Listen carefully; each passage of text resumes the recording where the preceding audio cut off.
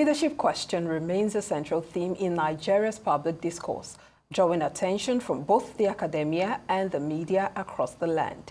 As Nigeria navigates the complexities of the 21st century, experts say effective leadership is crucial to unlocking its vast potential of Nigeria in Africa and on the global scene.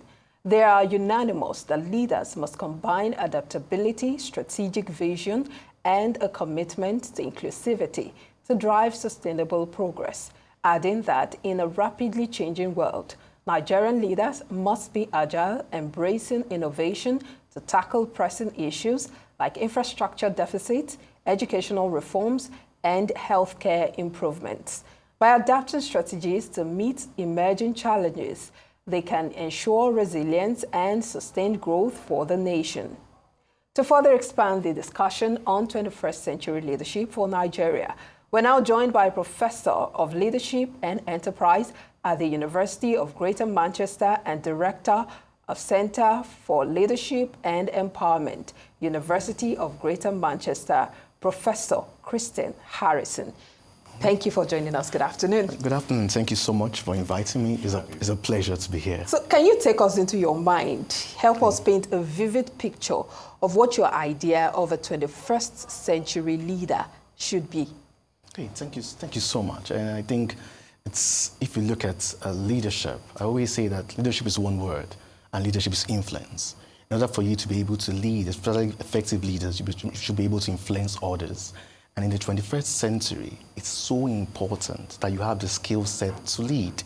And for you to be able to lead, the first thing I would always say, as a leader, you're meant to be able to serve others. It sounds like a paradox, but we need servant leaders. We need leaders that are able to serve.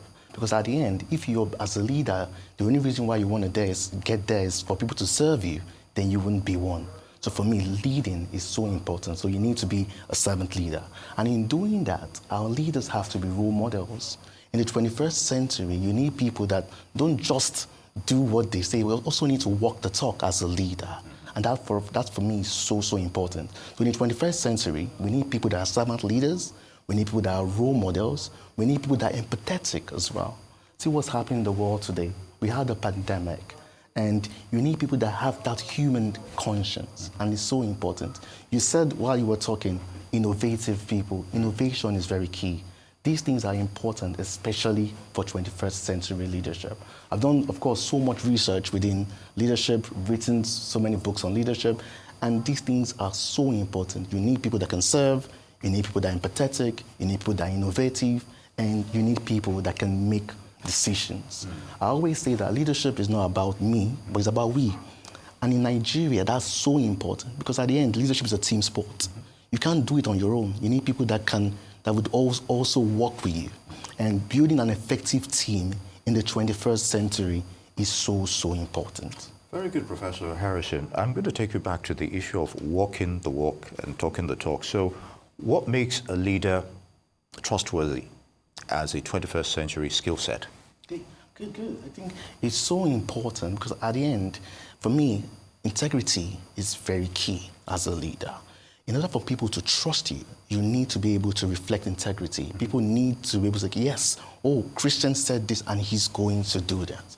And especially within the political landscape, that's one of the challenges that we face, especially political leaders, because most of the time they're saying in the manifesto, we're going to change I don't want to say Nigeria, but we're going to change. We're sitting to exactly. All the climes, right? We're also going to talk about Nigeria. You're going to change your nation. We're going to change maybe Nigeria. We're going to change the state. But at the end, they don't do it. People are going to lose trust in you. Trust is so important. So people will trust you when they know that you keep your word. So at the end, as a leader, you can't just say, do this, and you don't do it. So you need to walk the talk. So if you're the one that is saying, people, this is what we're going to do, we're not going to loot, or we're going to do this, then do it. Be the first person to do it. If you tell your employees that, get to work by 9, then you should get to work by 7:30. People would see and look, yes, if he's doing it, then I can do it. So that's how you build trust. People will trust you when they know that you keep your word. And that is so important in today's, in the 21st century.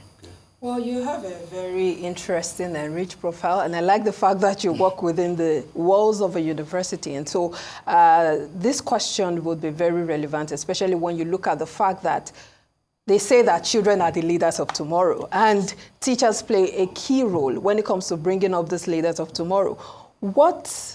How would you rate the bringing up or the role that academicians play, especially in raising these leaders, these people who are supposed to be the leaders of tomorrow, even though we know that those that are the leaders of yesterday are still the leaders of tomorrow. They're still there right now, and so they're not leaving room for the leaders, for those that are supposed to be the leaders to be the leaders. So I don't know if you get my point.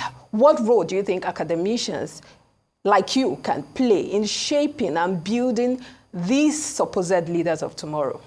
Thank you very much. I think it's so important, and that's one of the things. Of course, I'm based in Greater Manchester, but I still believe that we need to give back. And as an academician or as an academic, the only way you can have that impact is by supporting these young ones. That's very important, because they're going to be leaders of tomorrow. So in order for you to get the right leaders, then you have to teach them about leadership. They need to know what it means to lead.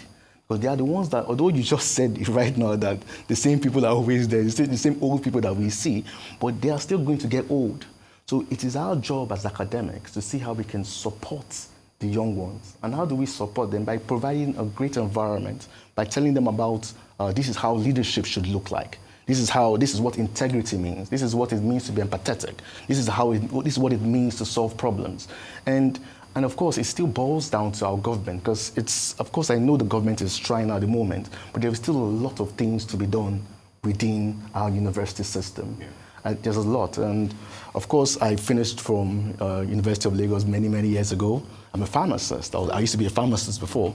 But so then you left us. Exactly. I didn't jackpot. I never going to say that. I didn't jackpot. I left when there was nothing like jackpot. So I was one of those lucky ones that didn't jackpot. But still, I still believe strongly that we need to play our part. And I was in my university, and I spoke to the undergraduates, tried to tell them, okay, this is what leadership is. I also had the Pharmaceutical Society of Nigeria talking about leadership. So as an academic, we need to see how we can support them, because they will be the future leaders of tomorrow. And leadership is so important. We need to know how to lead, and if we don't get it right, then of course it's going to be a big blunder for us. Very good. Yeah. So let's talk about specifics now. Setting goals is often regarded as a great way to drive performance. Can we consider more dynamic ways of setting goals, like the objectives and key results approach, when it comes to leadership? Things that we have to embark on regarding leadership traits in this regard? Good. I always say that I'm against the whole idea of leadership. Leaders are born and no mates. I always say that I'm a proponent of leadership skill development. I believe you can learn leadership, not just born a leader. And in looking at that, for me, in order for you to set goals, leaders need to know how to envision. Envisioning is very important. So you need to have a vision. As Martin Luther would say, you need to have a dream. I have a dream. That's the first step. Yeah. And when you have that dream, that is when you're able to influence people. And it goes back to building trust. Because if you have a dream, people will trust you. But when you just have a dream and you don't have a plan or you don't have a goal, then you just become a daydreamer. How are you going to achieve that vision? How are you going to achieve that dream? So you should have a clear path. And when you have that clear, you have to set that path. Okay, this is my dream. This is where I want Nigeria to be in the next few years, or this is how I want my organization to be in the next few years, and this is how I'm going to get there. And by doing that, people are going to trust you. But when you have a vision, don't forget, it's not just you. You need to co-create that vision with other people. And that is why we need stakeholders. We need people that can support the vision. For Nigeria, you need other resource people that can help you to get that vision right, and of course, have the plan to meet the vision as well. I think that's a fine place to leave the conversation, except you have other... I have, following on that, so how much of team building spirit are we seeing in today's leadership positions in Nigeria, whether it's the corporate environment or the public sector, or just the whole federal gambit in that aspect, you think? I think when you look at Nigeria, of course, we're doing, I always say, like, Nigeria is a sleeping giant, really. You look at the population, we are 220 million, the biggest in Africa, Well, looking at GDP. We keep saying sleeping giant. Isn't it now for it to So awaken by we are now? sleeping, but we need to wake up. And I strongly believe, because I went to Malawi, I was doing some leadership training for Malawi officials recently, and I could see that what we need in Nigeria is somebody that can help support that leadership development, somebody that can help build it. Because at the end, if we're able to get the team, because it's not just the president doing it, he has a team of people. But usually, when you consider politicking for that team, do we necessarily have the right team to achieve those goals that the leadership entails? I'm afraid we might not be able to continue with that. Apparently, there is still so much to talk about, but time is not our friend. We must appreciate you for your time. Professor Christian Harrison, thank you for coming on the show.